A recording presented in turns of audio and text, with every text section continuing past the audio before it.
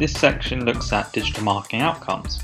We've set our strategy, our objectives, we know who our audience is and who we're trying to reach and which channels they're on.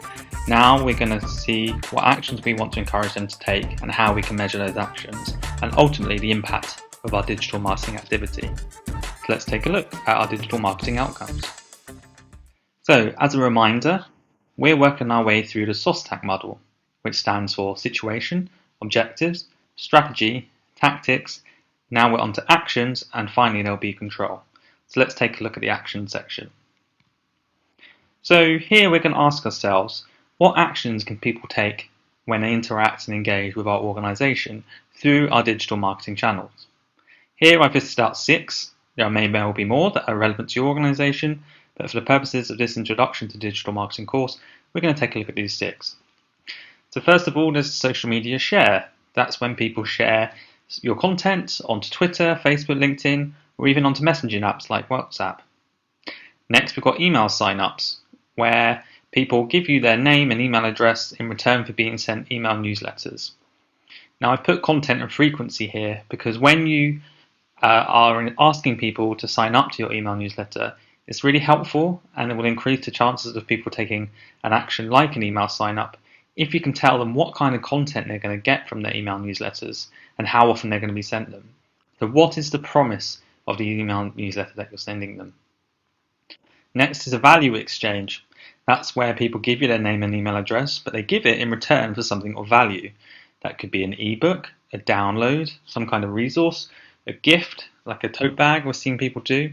And each of these encourages people to leave their information because they get something in return. Now here I've put GDPR in brackets. GDPR is the term for the new laws in the EU and America where you need to get permission from people in order to get their contact information. There's lots of information out there about how you implement GDPR, but I wanted to put it in here just to make sure we're following best practice with all of our digital marketing activity.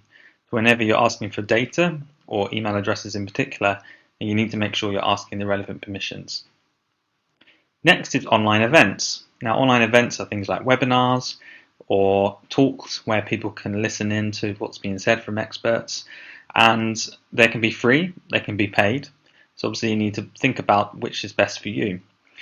Free online events are obviously going to get a lot more people signing up for them, so they don't have to pay anything, but paid could be seen as more higher value and can actually help your organisation with sources of funding.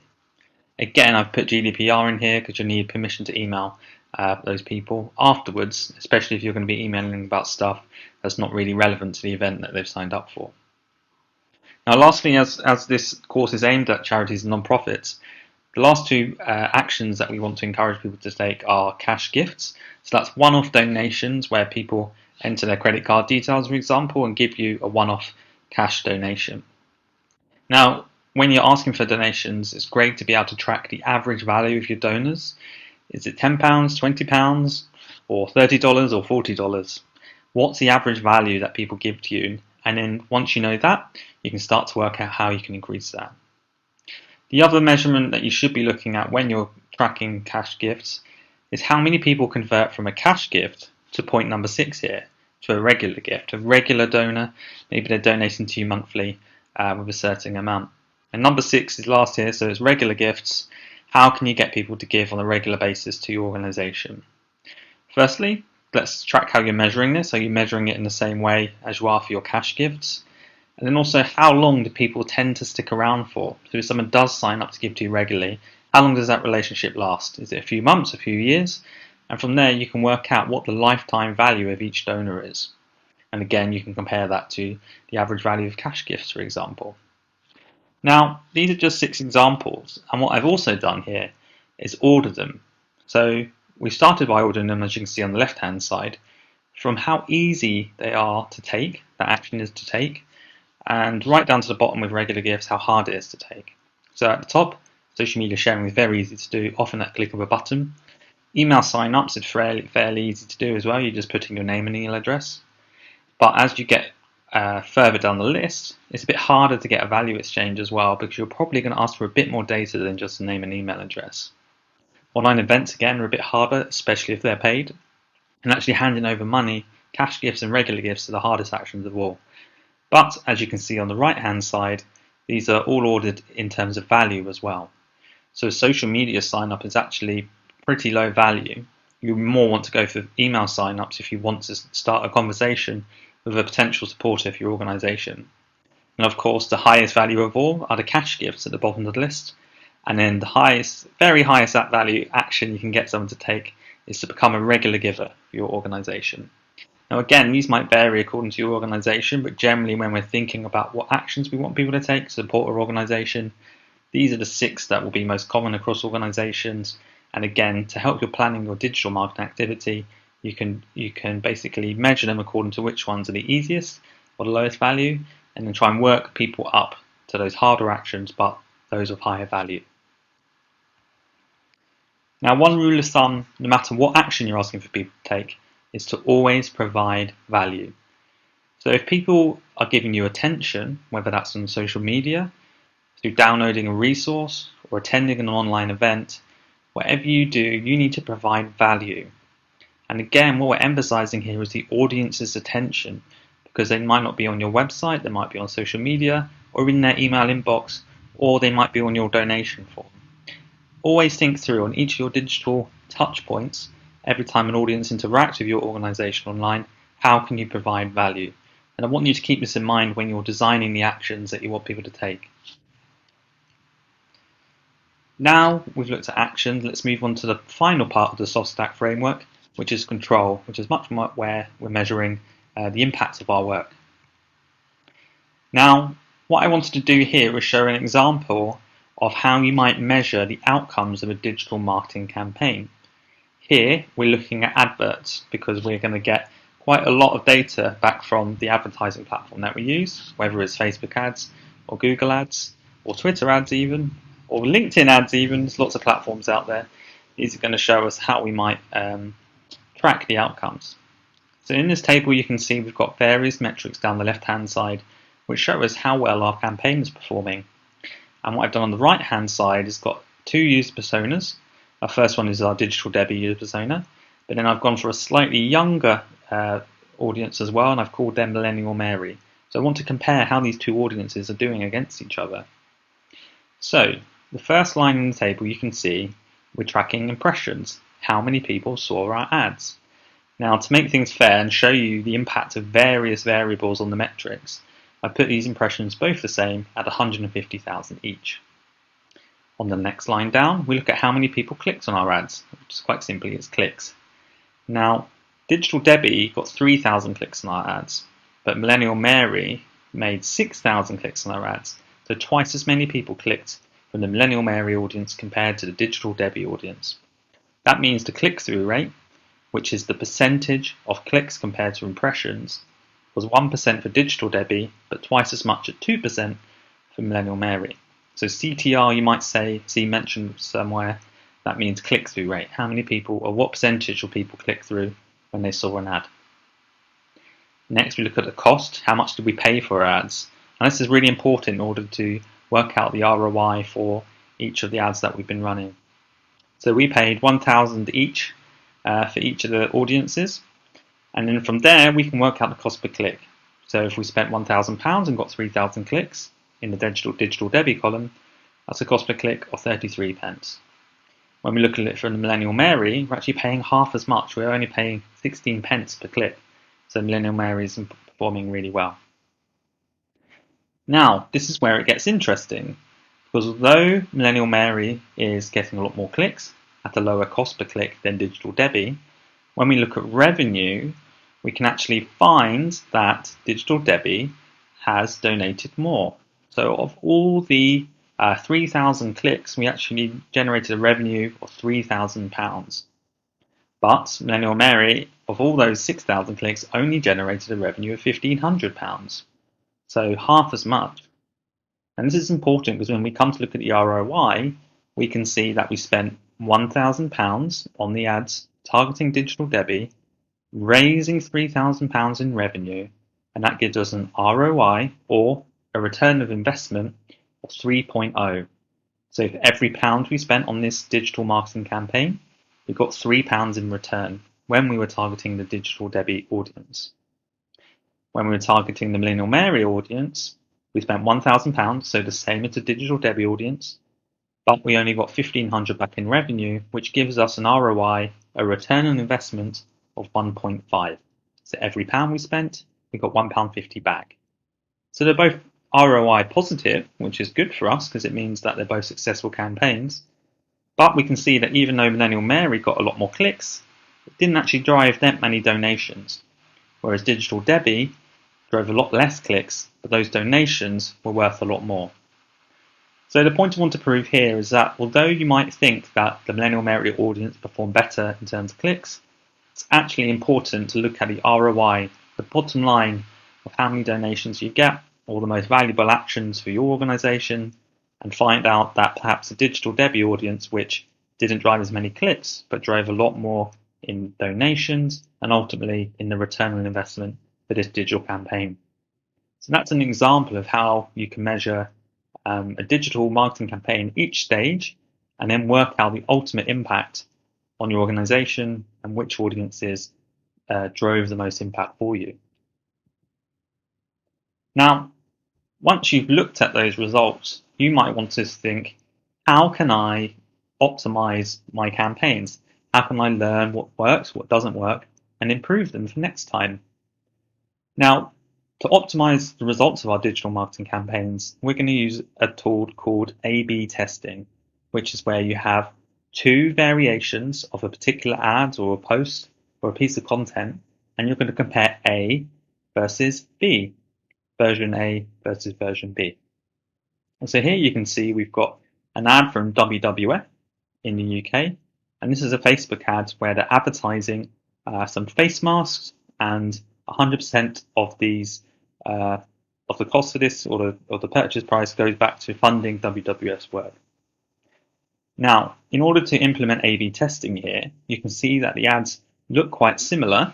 They both use the same image, they both use the same description, but you can see the text just above the image is slightly different. This is a classic example of A/B testing. So what they've done here is picked just one aspect. In this example, it's the headline, and they've kept the others the same. They've kept the image the same and the description at the bottom the same. So it's important to only change one thing at a time. They're running two of these versions together, and what they're doing is measuring which one works best. So these are me just making up results, but the left-hand one had an ROI of 3, the right-hand image had an ROI of 2.5, so we can see that the one on the left is the winning example. So that's an example of how we can A/B test different pieces of content and basically work out which is the best. Once we know which one works best here, we can optimize this again by changing another aspect. So for example, we might change the image, or we might change the description to see if that can improve upon the results that we got from this version. So that's how you would go about optimizing your results.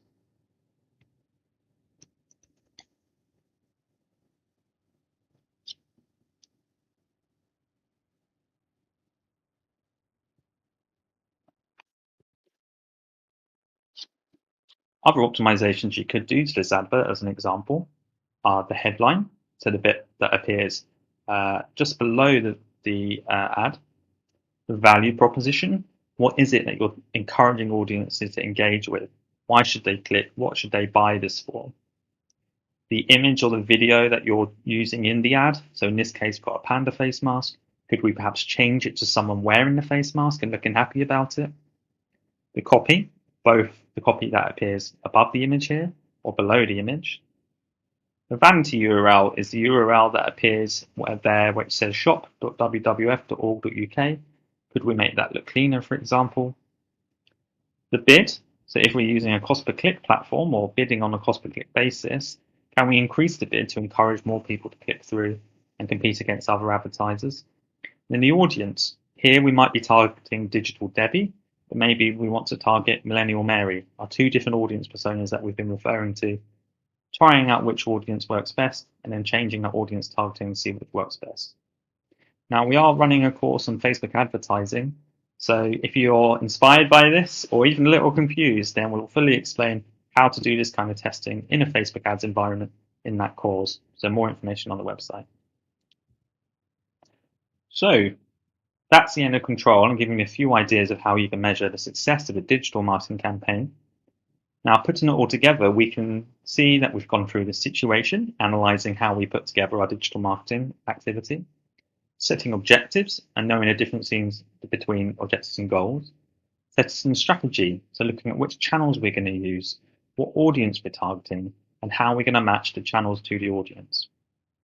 The tactics are exactly how we're going to use those channels to reach those audiences. The actions of what we want people to do. Do we want people to sign up for an email list, or do we want them to give a regular donation? And how hard is it to get people to take those actions? Lastly, there's control. There's lots of digital metrics available when we do digital marketing activity, but what is the real metric that we want to measure that really shows the impact on our organization overall? So that's the SOSTAT model. It's one framework to look at, but it's a really good framework to build your digital marketing activity from. And I recommend you look into it and start to build out the SOSTAT model for your own organization and the digital marketing activity you undertake. So what next? You've got through this introductory course. What I'm going to do is set you a series of tasks that you might want to do in your own time to follow up on what we've looked at here and find out more for yourself, a bit more how each one works and how it can help your organization in your digital marketing activity. So first of all, I want you to go and define the SMART objectives for your digital marketing activity. That's specific, measurable, actionable, realistic, and time-bound objectives. And again, refer back to the previous module if you need a reminder of how to set those. Number 2, develop user personas. We looked at Digital Debbie, and that slide that we use is an example of how you can build out your own user persona. And we'll make sure that's a downloadable template for you to use and fill in for your own target audiences as well. Fill out the SOSTAT model. So we've looked through the SOSTAT model throughout this module, this training course. It'll be useful to fill it out for your own organization and make sure you're jotting down in each area how you can complete that for your own organization. And we've got links to further resources to help you with that on the website. From there, once you have the objective to use personas and you filled out the SOSTAT model, you can create your digital marketing strategy, which is basically drawing all of these elements together into one place. And again, we've set the objectives, the user personas, and set the model out before we've even got to the strategy part. Once you have that strategy part, you can identify which channels you'll use to reach those audiences and to meet your SMART objectives. Once you know the channels, you can brainstorm a list of tactics you could use. And tactics comes way down the list. You want to get a lot of the strategy, the audience, the objectives in place before you even think about which channels you use and how many posts you're going to put on each channel. Next, I want you to prioritize which tactics you use and even which channels you use by the time, the budgets, and the expertise needed in order to implement those tactics. Now, as non-profits and charities, quite a lot of the time we are restricted both by budget, expertise, time, resource, lots of constraints that we have to work in. And that means rather than trying to cover all digital marketing channels, you need to focus on the ones that are going to be most effective for you at reaching your objectives, at engaging your target audience. Lastly, and I know this is at the bottom of this, but this is the most important one, track the actions that people are taking. How many people are signing up for your email list? How many people are donating? Measure the average lifetime value, measure the average cash gift, measure how many people are signing up on a weekly basis to your email newsletter. Review how it's going. How has this week compared to last week? How has this month compared to last month? How has this year compared to last year? What's worked well? What hasn't? What can be improved? What should you stop doing? Once you know those parts, you can optimize towards where you think you can make improvements in your digital marketing activity. And you do this again and again and again, and you'll continue to see results that will compound over time in your digital marketing activity. So that's a list of suggestions for things you can do next to build upon what you've learned in this course. All that leaves me to say is we would love to have your feedback. This is our first course. This is our first free course as part of the Empower training package. We've got a link here, so bit.ly/DN intro survey. We'd love for you to click on this link. I'll put it in the website as well. Please take the time to feedback, and we can use your feedback and comments to improve our future courses. With that in mind, we've got a lot more courses in the pipeline, everything from digital strategy to Facebook ads, Google Analytics, social media, copywriting for the web, video for social media, and even more. So have a look at training.empower.agency and find a look at the range of courses that we've got on offer. These are all based on real life courses that we've run to a variety of charities and non-profits, and we're going through the process of converting them into online training so that even more people can access these fantastic courses. That just leaves me to say thank you. I've been Ben Matthews, a director at Empower. We're a digital marketing agency for non-profits and charities. That's just a photo of a small selection of our team.